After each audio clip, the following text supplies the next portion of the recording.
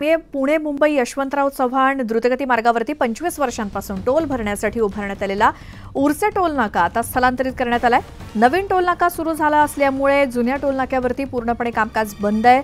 जुना टोल नाका पूर्णपणे काढून घेणं गरजेचं होतं, मात्र 1 ते 1.5 महिना उलटून देखील जुन्या टोल नाक्याचा सांगडा अद्याप त्याच ठिकाणी दिसून येतोय आणि हा टोल नाका आता अडचणीचा ठरू लागला असून वाहन चालकांसाठी घातक ठरतोय आणि हा अडचणीचा ठरणारा टोल नाका त्वरित हटवण्यात यावा अशी मागणी वाहन चालक प्रवासी करू लागलेत। आणि या टोल नाक्यावरील दिवे रात्रीच्या वेळेस बंद असल्यामुळे गडद अंधार या टोल नाक्यावरती दिसतोय, त्यामुळे एखादा अपघात होण्याची दाट शक्यता आहे। तसंच इथे लुटमारीच्या घटना देखील वाढण्याची शक्यता नाकारता येत नाही।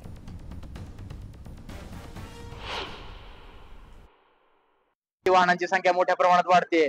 नव्यानं जो पुढे टोल झालाय त्या ठिकाणी आता टोल घेतला जातोय, परंतु इथं जे स्ट्रक्चर आहे त्याच्यामुळे वाहनांची गर्दी इथेही होते आणि तिथेही होते। त्याच्यामुळे ही गर्दी टाळायची असेल आणि अपघात टाळायचे असतील तर हे काढणं खूप गरजेचं आहे। प्रशासनानं याच्याकडे लक्ष दिलं पाहिजे। अपघात होण्याची शक्यता होऊ शकते, कारण रात्रीच्या लोकांना काय दिसायचं मुश्किल आहे ना, त्यासाठी तो हटवला तर बरंच होईल, कारण दुसरा आता पुढे चालूच होणार आहे टोल नाका। नवीन टोल नाका पुढे चालू झाला त्याच दिवशी हे काढून टाकायला पाहिजे होतं, कारण जाणाऱ्या येणाऱ्या गाड्या हे रात्रीचं इथं लूटमार वगैरे काही होऊ शकतं। पुणे मुंबई यशवंतराव चव्हाण द्रुतगती महामार्ग हा 2000 साली चालू झालेला आहे।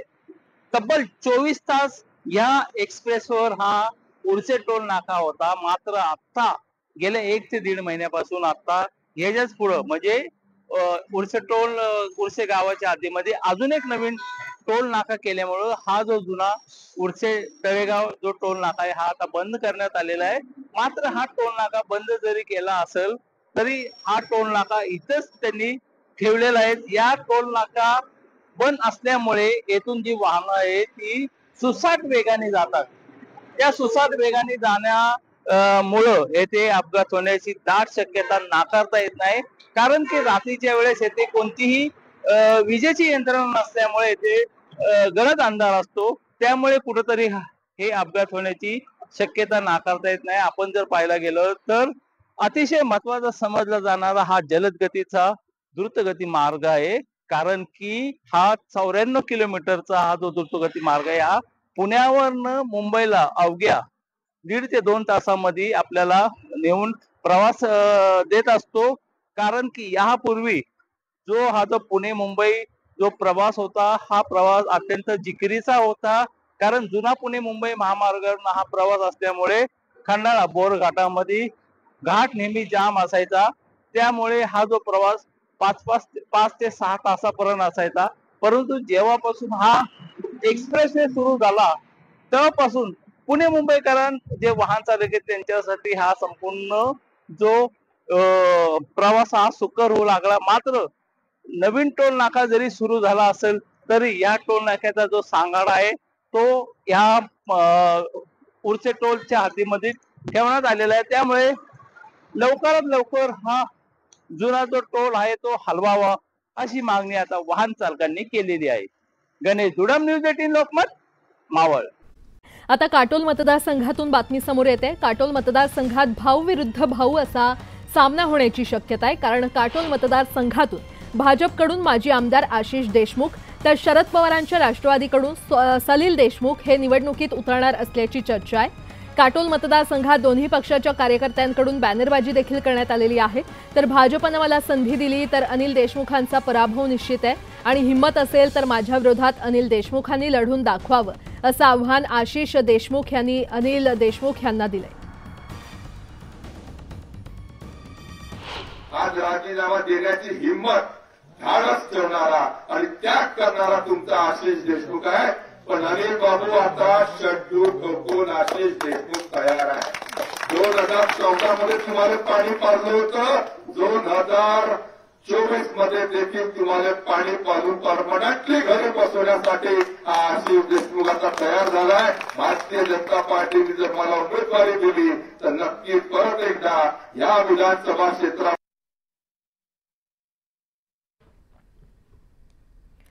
आणखीन एक मोठी बातमी, रुपाली चाकणकर यांची राज्य महिला आयोगाच्या अध्यक्षपदी निवड केल्यानं राष्ट्रवादी काँग्रेस पक्षात नाराजी नाट्य सुरू आहे. अशात रुपाली ठोंबरे यांनी अजित पवार यांची भेट घेतली आहे. रुपाली चाकणकर यांना पुन्हा महिला आयोगाच्या अध्यक्षपदी संधी दिल्यानं रुपाली ठोंबरे नाराज झालेत. त्यामुळे आता त्यांची नाराजी दूर होणार का हे पाहणं महत्त्वाचं ठरेल.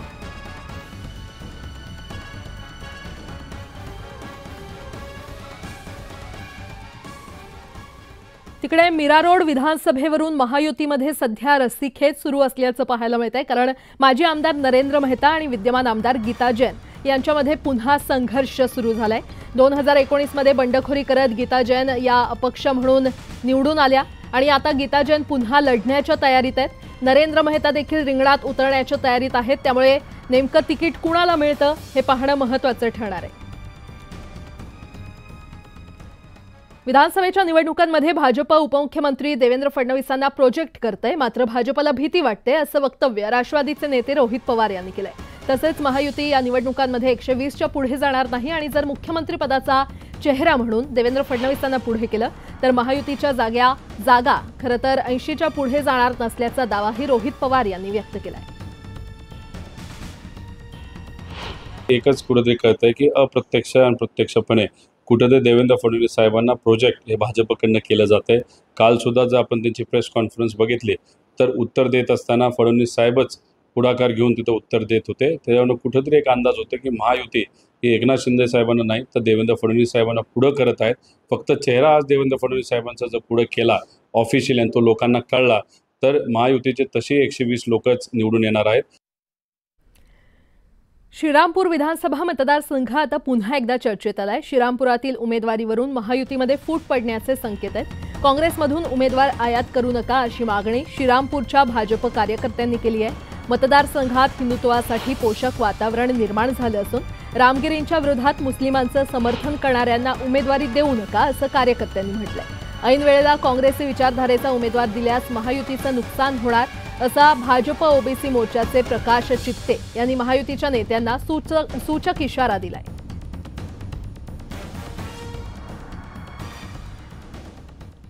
भाजपनं आमदार श्रीकांत भारतीय आणि तुषार भारतीय यांच्यावर निलंबनाची कारवाई करावी अशी मागणी आमदार रवी राणा यांनी केली आहे. लोकसभा निवडणुकीत दोघांनी नवनीत राणा यांच्या विरोधात काम केल्याचा आरोप रवी राणा यांनी केलाय. त्यामुळे अमरावतीमध्ये महायुतीत धुसफूस सुरू झाली आहे. रवी राणा हे आमच्या नेत्यावर कारवाईची मागणी कशी करू शकतात असा सवाल भाजप कार्यकर्त्यांनी केला. ज्यांनी कार्यालय भाजपचं उघडलं त्यांनी नवनीत राणाच्या विरोधात भाजपमध्ये असताना भाजपमध्ये बंडखोरी केली. भाजपच्या कमळाला पाळण्याचं काम ज्यांनी केलं ते खऱ्या अर्थानं जे भाजपचे बंडखोर म्हणजे भाजपचेही म्हणता येणार नाही ते काही नेत्यांच्या सुपाऱ्या घेऊन भाजपच्या सोबत राहून भाजपचा घात करतात असे कटप्पा लोक आहेत. राज्यपाल नियुक्त आमदारांच्या मुद्द्यावरून पुण्याचे राष्ट्रवादी अजित पवार गटाचे नेते दीपक मानकरांनी नाराजी व्यक्त केली होती. आता दीपक मानकर यांच्या समर्थनासाठी अजित पवार गटातील 250 पदाधिकाऱ्यांनी सामूहिक राजीनामे दिलेत. ऐन निवडणुकीपूर्वी दिलेल्या या राजीनाम्यामुळे अजित पवार गटाला मोठा धक्का बसलाय. आमदार नियुक्त करताना आपल्यावर अन्याय झाल्याची भावना मानकरांनी बोलून दाखवली होती.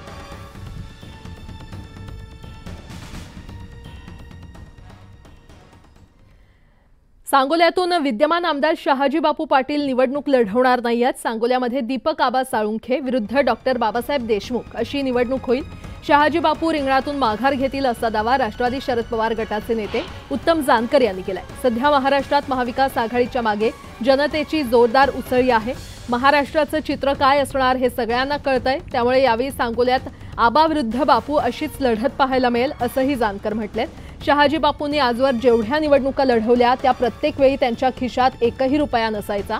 अगदी गेल्या वेळी मी तिथे गेल्यावर मला जेवण घालायलाही त्यांच्याकडे खिशात पैसे नव्हते. बापू नेहमी दुसऱ्याच्या पैशावर रिस्क घेतात असा टोला देखील त्यांनी लगावलाय.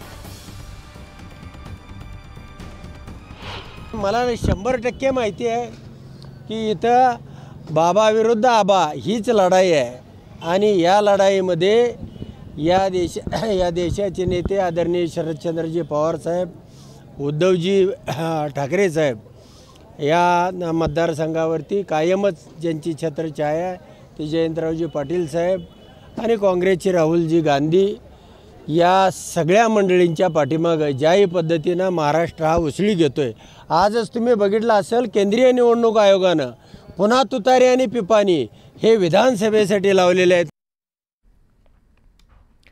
आता एक मोठी बातमी. शिवसेनेचे उपनेते विजय नाहटा यांचा शरद पवार गटातील प्रवेश खोळंबल्याची चर्चा नवी मुंबईच्या राजकारणात रंगली आहे. विजय नाहटा यांनी शरद पवार गटाकडून बेलापूर विधानसभा निवडणूक लढवण्याची घोषणा केली होती. मात्र नाहटा यांना स्थानिक पदाधिकाऱ्यांचा विरोध लक्षात घेता त्यांचा पक्षप्रवेश रखडलाय.